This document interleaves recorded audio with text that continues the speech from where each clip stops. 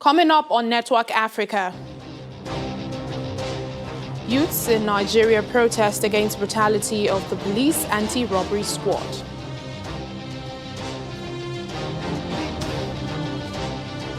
"14 civilians killed in fresh attacks in western Ethiopia.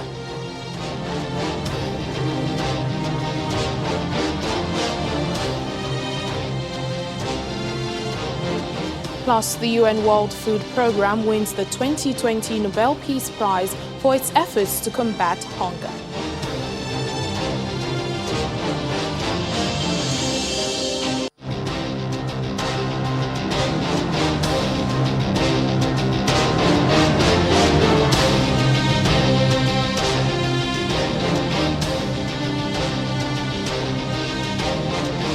Hello and welcome to the program. I'm Layo Adegoke.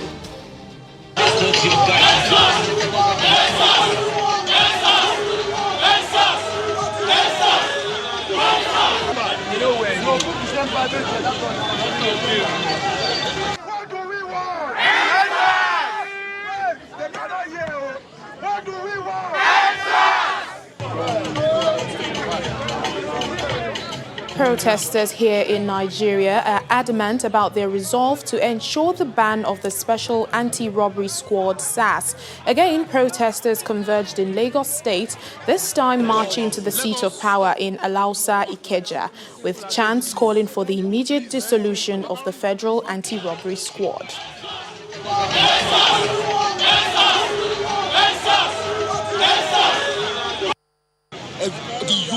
The youth in Nigeria, we are saying enough is enough. We are saying we want to be heard. If all the youth in Nigeria die, who will be that future of tomorrow? I want to know. Who is that future of tomorrow that they always say? Who is the future? So now we are tired. Now we want to take responsibility. We have a government that is accountable to us. You cannot be watching while the SARS, white police officers that are supposed to be protecting our lives are killing us day by day. And we keep making noise about it. We keep making noise about it. The reason why I'm out here is because I'm scared. This is what it is. We are operating on the 3 C principles: consultation, consolidation, and confrontation. So even when we are confronting, we will never forget the place of consultation. We need solution. And we have stated the 2 things why we are going in, why we need to meet them. After waiting a while, they were eventually allowed into the chambers of the Lagos State House of Assembly for an emergency plenary. The Speaker of the Lagos State House of Assembly convened an emergency plenary of the Assembly after protesters camped outside the Assembly complex.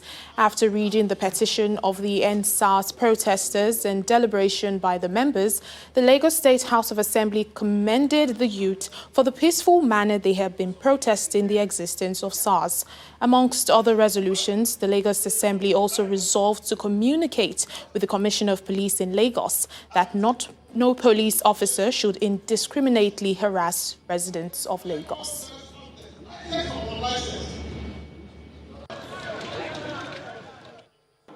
Or the law enforcement agency must do their job. In doing that job, we cannot trample on the rights of other citizens. It's just not right. So our youths, because of their look, or because somebody is carrying a computer, you cannot say somebody is guilty because of his look or whatever he's carrying. So the police job is to arrest people and send them for prosecution if they do something wrong. So that tenant must be adhered to. That's the bottom line. SARS is a name given by an IG or whatever. So it's a special response against robbery. You understand? So we are not against police fighting robbery. No sane person can be against that. But we are saying do not unjustifiably hurt our children because of their look. So the message is clear. You cannot stop the job of police officers. They have a job to do in the society. But we are saying that whoever is responsible for maiming should be arrested and prosecuted. It sends a message that in doing your job, you cannot unjustifiably hurt another person. That's it. Deputy Governor of Lagos State, Obafemi Kadiri Hamzat. Well, moving on to other stories, a Ghanaian member of parliament has been shot dead by unknown gunmen as he returned from a campaign trip this morning. Reports say Ekwo Hayford was attacked by 6 gunmen who shot him twice, accusing him of being the cause of Ghanaian problems. The driver of the vehicle was also shot and is receiving treatment. 3 other occupants of the car were unharmed. Now, Ghana is set to hold its general election in December on the 7th. Well, the Malawi Women Movement has held a protest against gender imbalance in public appointments amid heavy police presence. The women say President Lazarus Chakwera has failed to meet the 60-40 male-to-female target in his appointments. President Chakwera, however, says he needs more time to achieve that.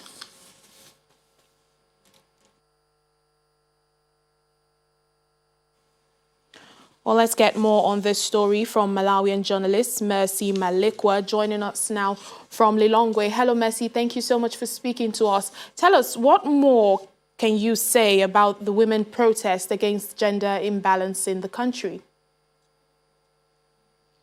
Okay, so today various gender rights organizations led Malawians and mostly women to hold a peaceful protest against gender imbalances in public appointments that have been made by President Lazarus Chakwera. The background of the matter is that since his rise to presidency in June this year, he's made notably cabinet appointments as well as parastatal boards. So it has been noted that in these appointments, the cabinet as well as the parastatal boards, he has not lived according to the Gender Equality Act of 2013, which demands that one sex should not exceed 60% of those that have been appointed. So, for example, in his cabinet, it is a 30-member cabinet, but it has got only 12 women, and these are making less than 40%. And in the board's appointments, there are some boards that have got no woman, and in those that have got women present, it's just pockets of women. So this has really icked gender backers who are saying that the president is not living according to the rule of law. He is not living according to the Gender Equality Act. So he must live according to this because it's a law. It's there. It's supposed to be followed. So that's why they were holding this protest to kind of force the government to live according to the Gender Equality Act, because they're saying that they've been having negotiations with government, but nothing has come out of those discussions. Yeah, Mercy, the president also said he needs more time to achieve this 60-40 male-to-female targets in appointments. Do we know of any challenges he might be facing that wouldn't allow him to, do this at this time?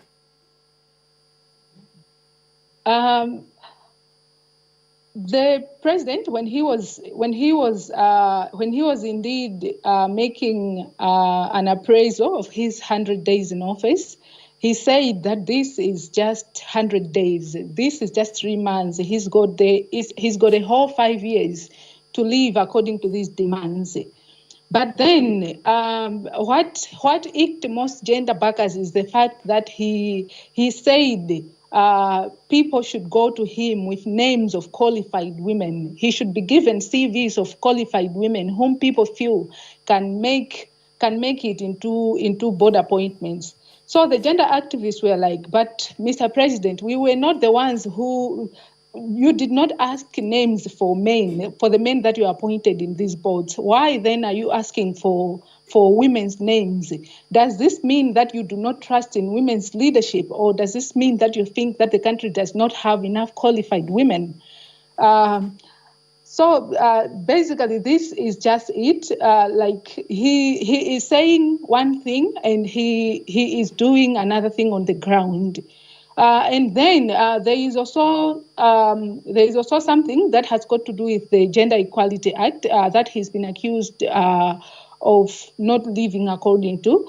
I had an opportunity to speak to a law expert from the University of Malawi, Associate Professor Gordon Kanchezela, who said that the president might really be having difficulties to live according to the provisions of the Gender Equality Act, because the act as it is, it does not have benchmarks, it does not have guidelines on how he is supposed to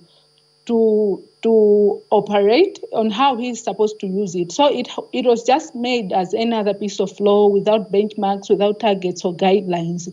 So maybe if it can be amended and the guidelines and the benchmarks included, then he might be successful. All right, then. Thank you so much, Mercy Malikwa, Malawian journalist. Thank you for your thoughts on Network Africa. Thank you. Well, over in South Sudan, a group of activists have taken the ruling party, the Sudan People's Liberation Movement, SPLM, to the Supreme Court for what they call a violation of women's constitutional rights. They accuse the party of not respecting the constitution and provisions of the September 2018 Revitalized Peace Agreement, which grants a 35% gender quota for women at all levels of government. In June, President Salva Kiir appointed 9 governors to the country's 10 regional states.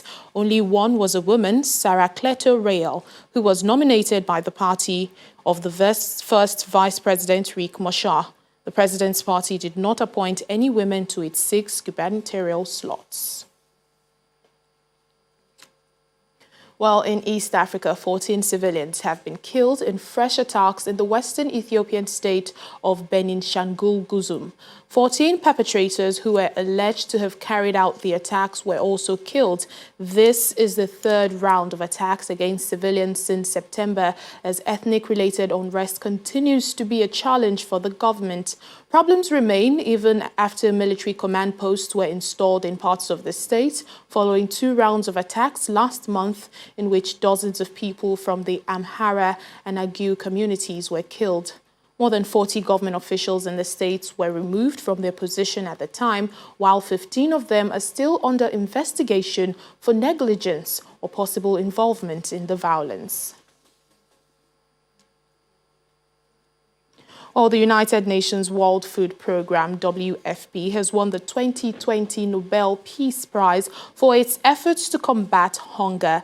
The Norwegian Nobel Committee says the WFP has acted as a driving force in efforts to prevent the use of hunger as a weapon of war and conflict. The Nobel Prize is one of the world's most important awards. It was started in accordance with the will of Swedish inventor Alfred Nobel, with the first award handed out in 1900.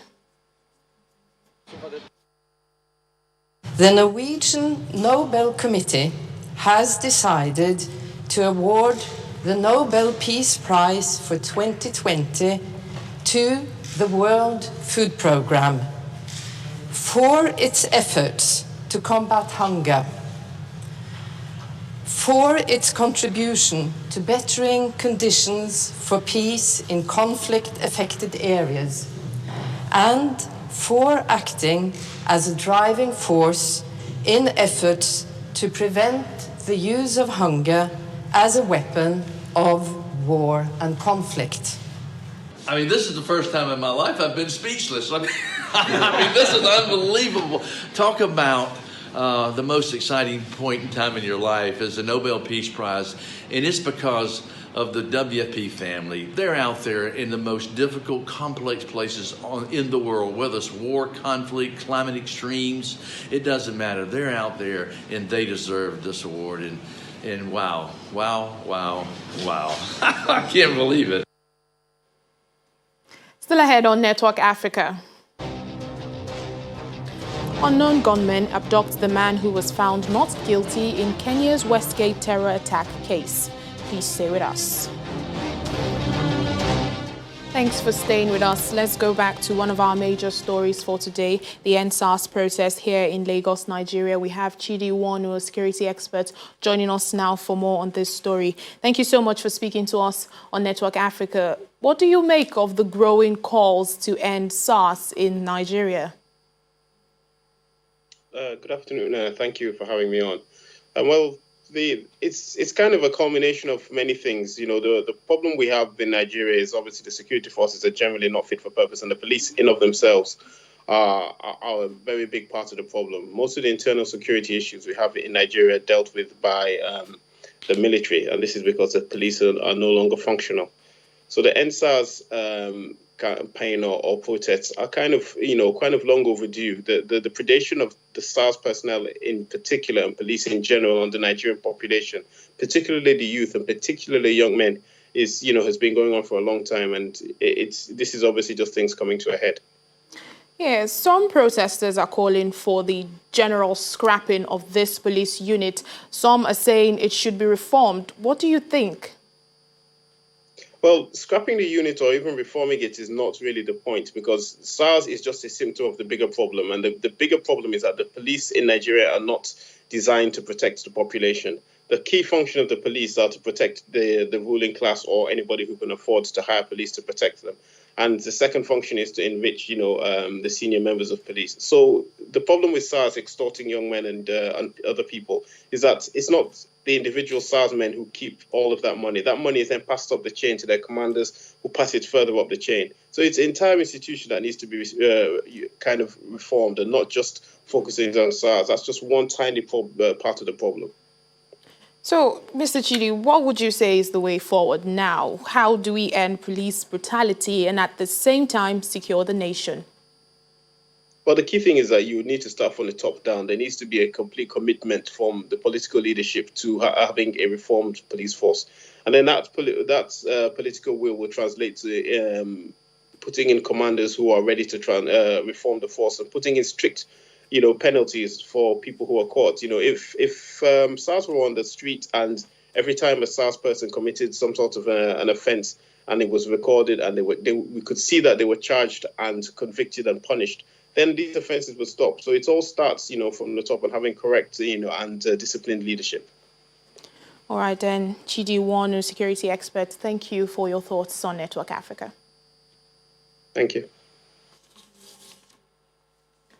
A Kenyan terror suspect who was freed by the court over lack of evidence has been abducted. Liban Abdullahi Omar, a suspect in Kenya's Westgate shopping mall attack, was in a taxi with his sisters when unknown gunmen stopped them and kidnapped him. His lawyers claim that the men identified themselves as security agents, but the police have declined to comment on the matter. Mr. Omar's brother was killed alongside 3 other Al-Shabaab attackers during the September 2013 attack. He had been charged with 2 other suspects who were found guilty of aiding terrorists. The 2 will be sentenced on October 22nd.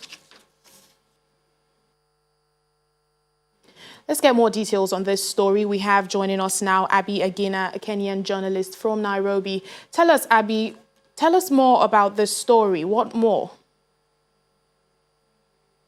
Well, thank you so much for having me. Well, this story continues to be a very sensitive one, especially coming just on the anniversary of the attack at the Westgate Mall. And all eyes are on the police service in relation to the investigation so far. But it continues to unfold, and we shall be getting more details as we move on. Well, his lawyers claim that the men identify themselves as security agents, but the police are declining to comment. Are there fears, perhaps, that Al-Shabaab could be involved in this abduction? Regarding the fears that could be that the Al-Shabaab could have been involved in this abduction, the country's ATPU has denied this, and at the same time they continue to maintain that investigations are still underway, and it will be too early to make any conclusions so far as regards to that issue. So what else are they saying at the moment they are doing to, unravel the circumstances behind his kidnapping? Well, in regards to the issue of abduction, the case so far is that the man in question had been released from the ATPU custody, and this eventually was going to mark a major turnaround for the case that Kenyans have been following. It has gripped international media, and so far what we can report is that investigations are in top gear. At the same time, circumstances behind the kidnapping remains a mystery, and only time can tell. Thank you for having me on the show. Well, thank you so much, Abby Agina, Kenyan journalist, joining us there. We'll move on to Sierra Leone, where anti-corruption investigators say supporters of the former president, Ernest Bai Koroma, have prevented them from questioning him at his home.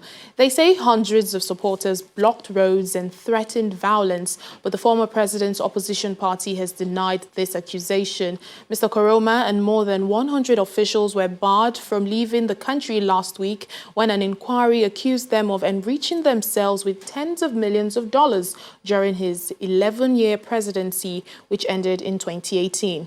He, however, says the accusations are unfounded and they are to smear his campaign. It's a smear campaign against him. A new social movement in Ethiopia known as Zim Alimlim, which means I will not be silenced in Amharic, is calling for tougher laws on sex offenders and rapists. The movement was started by a group of celebrities and campaigners following a reported increase in the number of child abuse cases since the outbreak of the coronavirus pandemic and closure of schools across the country. 32-year-old Einale Bekele is at a hospital in Addis Ababa caring for her 14-year-old daughter who was sexually abused by a relative.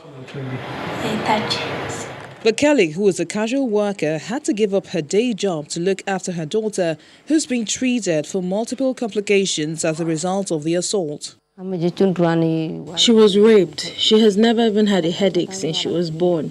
She's never been to a hospital up until this age. But because of the rape, my daughter is paralyzed and she can't even stand up. Now she's improving a bit. As she cares for her daughter, Bekele is also fighting for justice. First he was jailed and got released. Now he's in prison. I was supposed to follow up the case closely, but I don't have any relative to support me while I pursue his case. Now he's back in jail. But the problem is that the case is still at the level of the police station, not in court. I want the case to escalate to the court. Medkit Sagaye, an Ethiopian actress, is the face of the Zim Alilim campaign. She became involved after receiving reports that more than 100 children had reportedly been sexually abused at home during the pandemic, some by relatives. We came out with a slogan, Zim Alilim, after hearing the news that 101 children have been abused while staying at home due to the coronavirus. What we did in the first place was to urge the public to release a 30-second video on social media expressing their outrage, and that was highly successful. So far, more than 50,000 people have signed up. They are also raising money to support families and organizations that are sheltering survivors of the abuse. And as we end the program today, the African Union is proud of Nigeria's former Finance Minister Ngozi Okonjo-Iweala. A statement by the chairman of the African Union Commission, Musa Faki, says she is by far the best qualified candidate to lead the World Trade Organization. The African Union says it strongly supports her candidacy and calls on member states and friends of the continent to vote for her. Ms. Okonjo-Iweala and South Korean Trade Minister Yoo Myung-hee are final two candidates from an initial list of 8. Now, if she's elected, she will be the first African to be the Director General of the WTO. And that's it on the program today. Thank you for watching. I'm Layo Adegoke.